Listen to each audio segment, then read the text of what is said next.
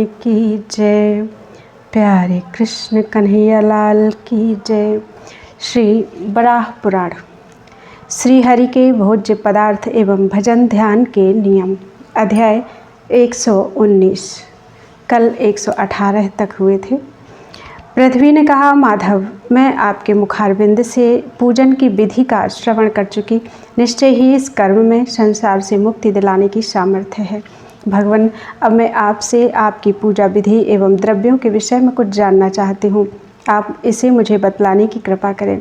भगवान वराह बोले, वसुंधरे, जिस विधि से पूजा की वस्तु मुझको अर्पित करनी चाहिए, अब वह बताता हूँ, सुनो।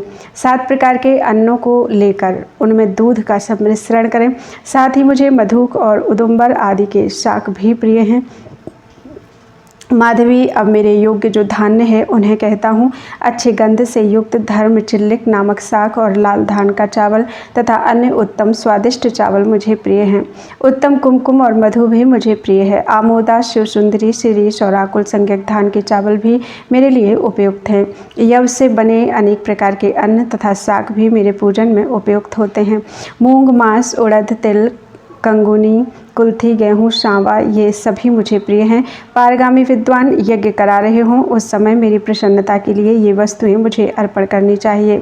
यज्ञ में बकरी, भैंस आदि पशुओं का दूध, दही और घृत सर्वथा निषिद्ध है। वसुंधरे, मुझसे संबंध रखने वाले कर्मों में जो वस्तुएं योग्य हैं उन्हें मैंने बतला दिया। भक्तों को सुख पहुँचाने वाले उस उक्त पदार्थ भोज्य और कल्याणप्रद हैं। वसुंधरे, जिसे उत्तम सिद्धि पाने की इच्छा हो उसे इस प्रकार मेरा यजन करना चाहिए। इस विधि से जो यजन करेंगे वे कर्म में कुशल पुरुष मेरी परम सिद्धि पाने के पूर्ण अधिकारी होंगे। भगवान वराह कहते हैं, वसुंधरे, मेरा उपासक इंद्रियों को वश में रखकर जो कुछ अन्न उपलब्ध हो उसे ग्रहण करे। भामिनी, मैं नीचे ऊपर, इधर उधर, दिशाओं और विदिशाओं में तथा सभी जीवों में सर्वत्र विराजमान हूँ। अतएव जिसे परम गति पाने की इच्छा हो उसे चाहिए कि सब प्रकार से सभी प्राणियों को मेरा ही रूप जानकर उनकी वंदना करे। प्रातःकाल एक अंजलि जल लेकर पूर्वाभिमुख होकर मेरी उपासना करनी चाहिए। ओम नमो नारायणाय यह मंत्र जपना चाहिए। उसे यह भावना करनी चाहिए कि जो संपूर्ण संसार में श्रेष्ठ है, जिनकी ईशान संज्ञा है, जो आदि पुरुष हैं, जो स्वभावतया ही कृपालु हैं, उन भगवान नारायण का हम संसार से अपने उद्धार के लिए यजन करते हैं। इसके बाद पश्चिमाभिमुख होकर फिर अंजलि भर जल हाथ में ले, साथ ही द्वादशाक्षर वासुदेव मंत्र पढ़कर इस मंत्र का उच्चारण करें। भगवान, आप जिस प्रकार सर्वप्रथम संसार की सृष्टि करने वाले हैं, पुराण पुरुष हैं और परम विभूति हैं, वैसे ही आप आदि पुरुष के अनेक रूप भी हैं। आपका संकल्प कभी विफल नहीं होता। इस प्रकार अनंत रूप से विराजने वाले आप प्रभु को मैं नमस्कार करता हूँ। इसके बाद उसी समय से पुनः एक अंजलि जल हाथ में ले और उत्तर मुख खड़ा होकर नमो नारायणाय कहकर इस मंत्र का उच्चारण करे, जो परम दिव्य पुराण पुरुष हैं, आदि मध्य और अंत में जिनकी सत्ता काम करती है, जिनके अनंत रूप हैं, जो संसार को उत्पन्न करते तथा जो शांत स्वरूप हैं, संसार से मुक्त करने के लिए जो अद्वितीय पुरुष हैं, उन जगत श्रेष्ठा प्रभु का हम यजन करते हैं। इसके पश्चात उसी समय से दक्षिणाभिमुख होकर ओमकार सहित नमः पुरुषोत्तमाय यह मंत्र पढ़कर ऐसी धारणा करनी चाहिए कि जो यज्ञ स्वरूप हैं एवं जिनके अनंत रूप हैं, सत्य और रित जिनकी अनादिकाल से संज्ञाएं हैं, जो अनादि स्वरूप काल हैं तथा समयानुसार विभिन्न रूप धारण करते हैं, उन प्रभु को संसार से मुक्त होने के लिए हम भजते हैं। तदनंतर काष्ठ की भांति अपने शरीर को निश्चल बनाकर इंद्रियों को वश में करते हुए मन को भगवान में लगाकर इस प्रकार धारणा करें। भगवान, सूर्य और चंद्रमा आपके नेत्र हैं, कमल के समान आपकी आंखें हैं, जगत में आपकी प्रधानता है, आप लोक के स्वामी हैं, तीनों लोकों से उद्धार करना आपका स्वभाव है। ऐसे सोमरस पीने वाले आप प्रभु का हम यजन करते हैं। वसुंधरे, यदि उत्तम गति पाने की इच्छा हो तो साधक तीनों संध्याओं में बुद्धि, युक्ति और मति की सहायता लेकर इसी प्रकार से मेरी उपासना करनी चाहिए। यह प्रसंग गोपनीयों में परम गोपनीय, योगों की परम निधि, सांख्यों का परम तत्व और कर्मों में उत्तम कर्म है। देवी, मूर्ख, कृपण और दुष्ट व्यक्ति को इसका उपदेश नहीं करना चाहिए, किंतु जो दीक्षित, उत्तम शिष्य एवं दृढ़ व्रती हैं उसे ही इसे बताना उचित है। मुझ विष्णु के मुखारविंद से निकला हुआ यह गुह्य तत्व मरण काल उपस्थित होने पर भी बुद्धि में धारण करने योग्य है। इसे कभी विस्मृत नहीं करना चाहिए। जो प्रातःकाल उठकर सदा इसका पाठ करता है वह दृढ़व्रती पुरुष मेरे लोक में स्थान पाने का अधिकारी है। इसमें किसी प्रकार का संदेह नहीं होना चाहिए। इस प्रकार जो व्यक्ति तीनों संध्याओं में कर्म का संपादन करता है वह हीन योनियों में कभी नहीं पड़ता। अध्याय 119 और 20। बोलो वृंदावन बिहारी लाल की जय। मुक्ति के साधन। भगवान बराह कहते हैं, वसुंधरे, अब जिस कर्म के प्रभाव से प्राणी को पुनः गर्भ में नहीं जाना पड़ता उसे बताता हूँ, तुम सुनो। यह संपूर्ण शास्त्रों एवं धर्मों का निचोड़ है। जो बड़ा से बड़ा कार्य करके भी अपनी प्रशंसा नहीं करता और सदा शुद्ध अंतःकरण से शास्त्रीय सत्कर्मों का अनुष्ठान करता रहता है वह उन सत्कर्मों के प्रभाव से भी पुनः जन्म नहीं पाता। जो मेरा सामर्थ्यशाली भक्त होकर सब पर कृपा करता है तथा कार्य और अकार्य के विषय में जिसे पूर्ण ज्ञान है एवं जिसकी संपूर्ण धर्मों में श्रद्धा है वह पुनः गर्भ में नहीं आता। जो सर्दी, गर्मी, बात, वर्षा और भूख प्यास को सहन करता है, जो गरीब होने पर भी लोभ, मोह एवं आलस्य से दूर रहता है, कभी झूठ नहीं बोलता, किसी की निंदा नहीं करता, जो अपनी ही स्त्री से संतुष्ट रहता है, दूसरे की स्त्रियों से दूर रहता है तथा जो सत्यवादी, पवित्र आत्मा एवं निरंतर भगवान का प्रिय भक्त है वह मेरे लोक को प्राप्त होता है। जो समविभाग बांट कर खाता है, जो ब्राह्मणों का भक्त है और जो सबसे मधुर वाणी बोलता है वह कुत्सित योनियों में ना जाकर मेरे लोक का अधिकारी होता है। वसुंधरे, अब मैं तुम्हें एक दूसरा उपाय बतलाता हूँ, सुनो। जिसके प्रभाव से मेरी निरंतर उपासना करने वाला पुरुष विकृत योनियों में नहीं जाता, जो कभी किसी जीव की हिंसा नहीं करता, जो संपूर्ण प्राणियों के हित में लगा रहता है और जो मन, कर्म, वचन से पवित्र है वह विकृत योनियों में नहीं पड़ता। जिसके मन में सदा सर्वत्र क्षमता है, जो मिट्टी के ढेले, पत्थर और सुवर्ण को समान समझता है, जो बाल्यकाल में भी शांत स्वभाव से रहने वाला, इंद्रिय विजयी और सदा शुभ कार्य में रत रहता है, उसे नीच योनि नहीं प्राप्त होती। जो दूसरे द्वारा किए अपकारों पर कभी किंचन मात्र भी ध्यान नहीं देता, जिसे सदा कर्तव्य कर्म ही स्मृत रहते हैं और जो सब कुछ यथार्थ बोलता है वह नीच योनियों में नहीं पड़ता। जो व्यर्थ बातों से सदा दूर रहता है, जिसकी तत्व ज्ञान में अटल निष्ठा है, जो सदा अपनी वृत्ति में तत्पर रहकर परोक्ष में भी कभी किसी की निंदा नहीं करता, उसे हीन योनियों में नहीं जाना पड़ता। भद्रे, जो ऋतुकाल में ही संतान प्राप्ति की इच्छा से अपनी स्त्री से सहवास करता है और सदा मेरी उपासना में लगा रहता है वह साधक हीन योनि में नहीं जाता। वसुंधरे, अब एक दूसरी बात बताता हूँ, तुम उसे सुनो।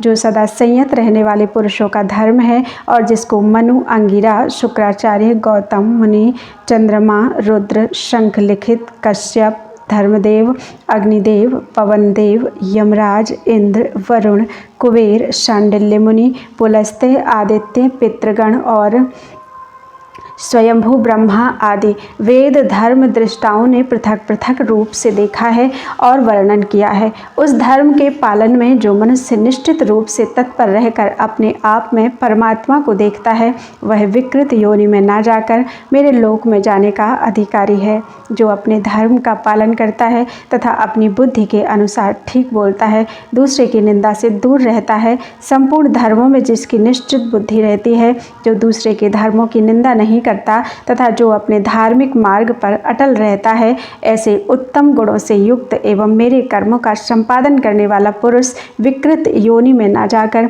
मेरे लोक को ही प्राप्त होता है।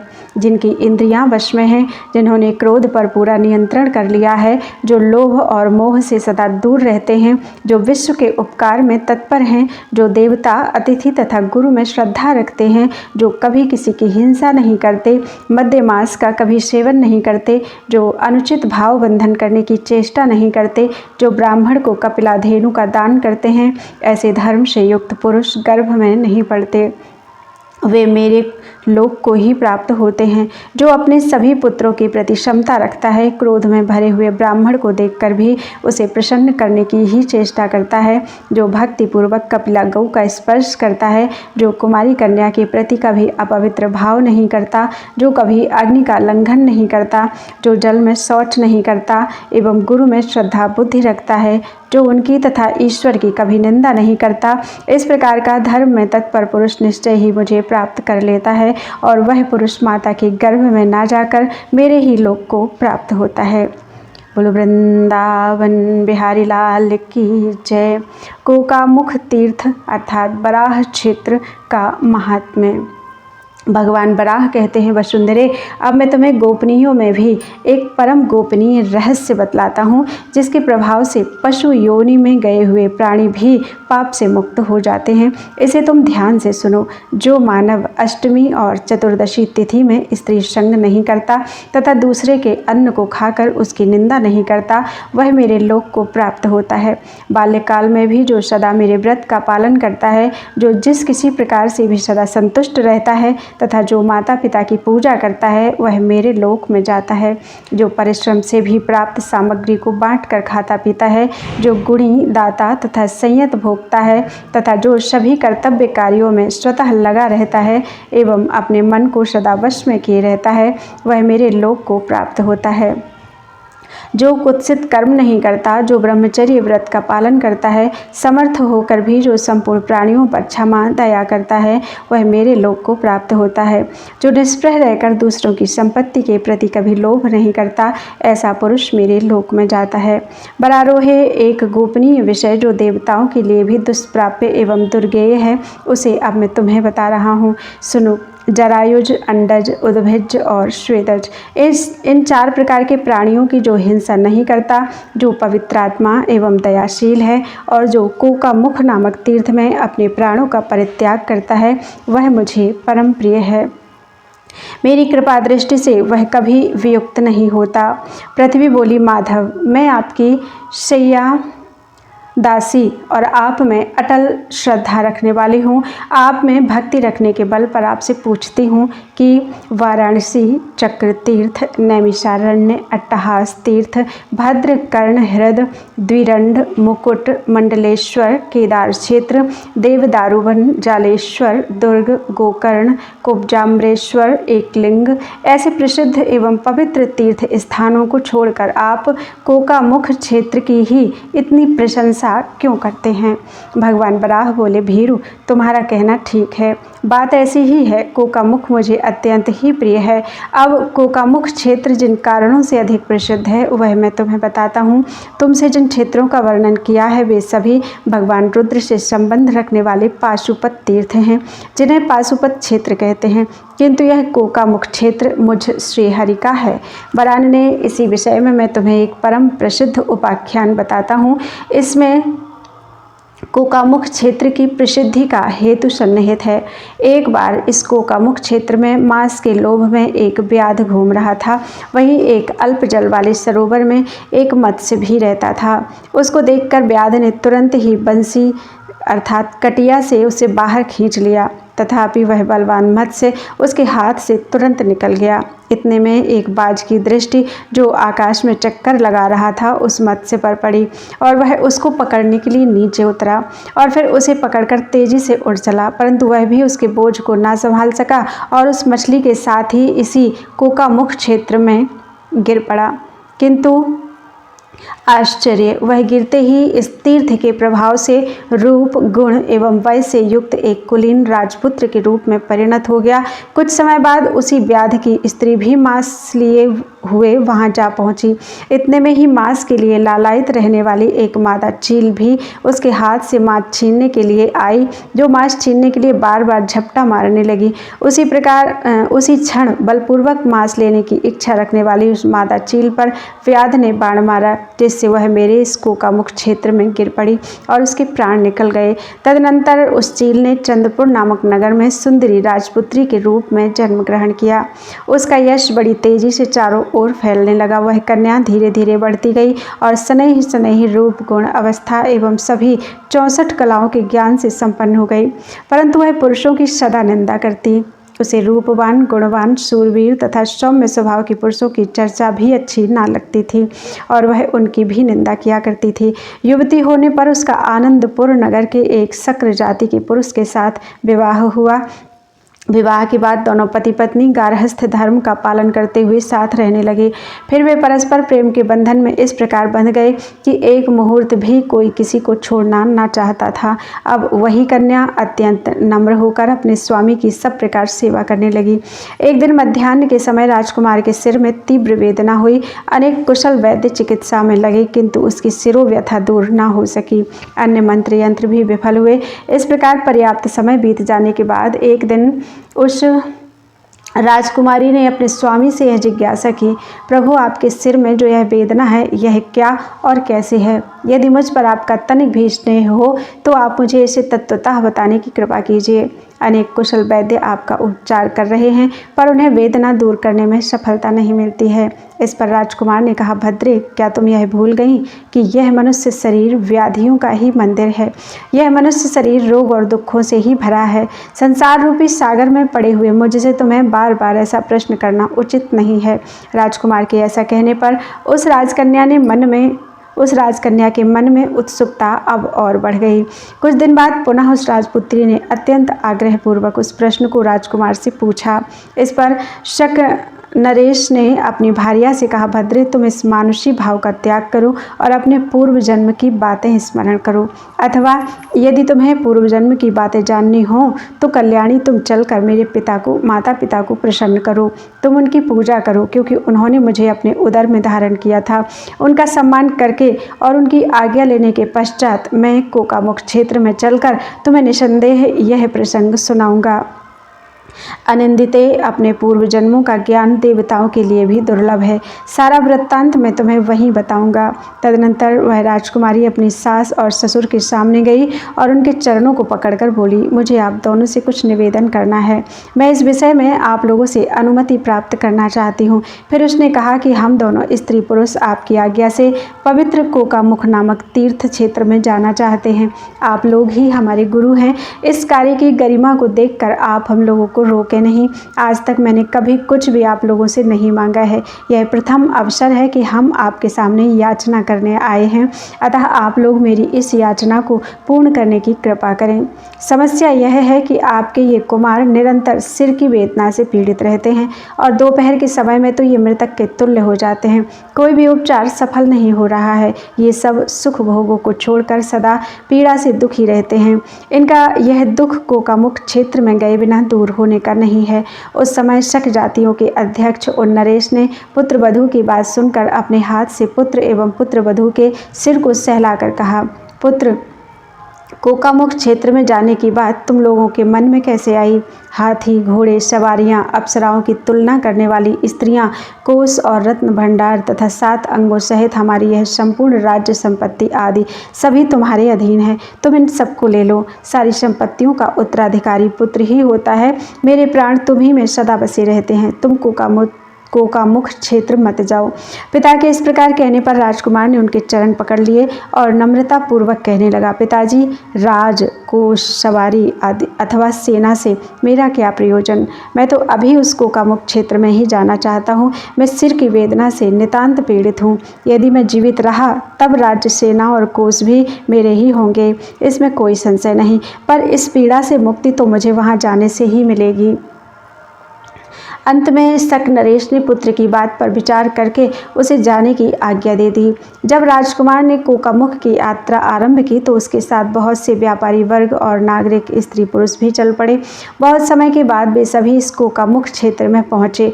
वहाँ पहुँचकर राजकुमारी ने अपने स्वामी से ये वचन कहे, स्वामिन, आपसे मैंने जो पहले प्रश्न किया था उस समय आपने मुझे कोकामुख क्षेत्र में पहुंचकर बतलाने का आश्वासन दिया था, अतः अब बताने की कृपा कीजिए। इस पर राजकुमार ने अपनी भार्या से स्नेहपूर्वक कहा, प्रिय, अब रात्रि हो गई है, इस समय तुम सुखपूर्वक सो जाओ। वह सब मैं प्रातःकाल बताऊंगा। प्रातःकाल वे दोनों स्नान करके रेशमी वस्त्र धारण करके बैठे।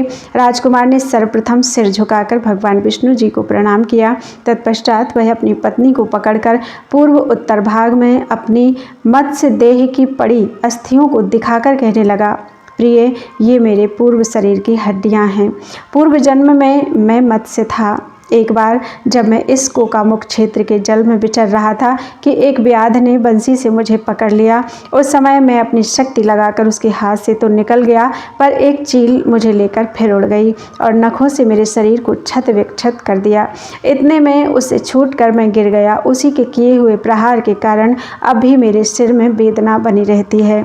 इस प्रसंग को केवल मैं ही जानता हूँ, मेरे बिना इस रहस्य को कोई दूसरा नहीं जानता।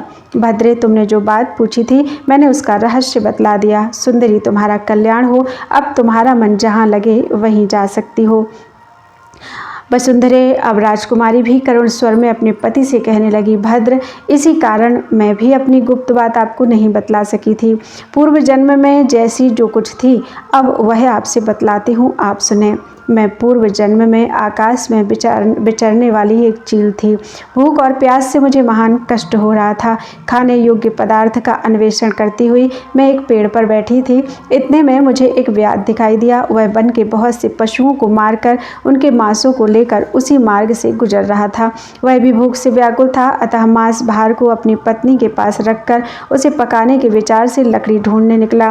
काष्ठों को एकत्र कर वह आग जलाने ही जा रहा था कि मैंने झपट कर अपने वज्रमय कठोर नखों से उस मांसपिंड को उठा लिया, पर वह मांस भार मेरे लिए दुर्वह था, अतः उसे दूर न ले जाकर वहीं समीप ही बैठी रही। इधर वह व्याध शिकार की खोज में लगा ही था। अब उसकी दृष्टि मांस खाती हुई मुझ चील पर पड़ी। फिर तो उसने धनुष उठाया और मुझ पर बाण का संधान कर मार गिराया।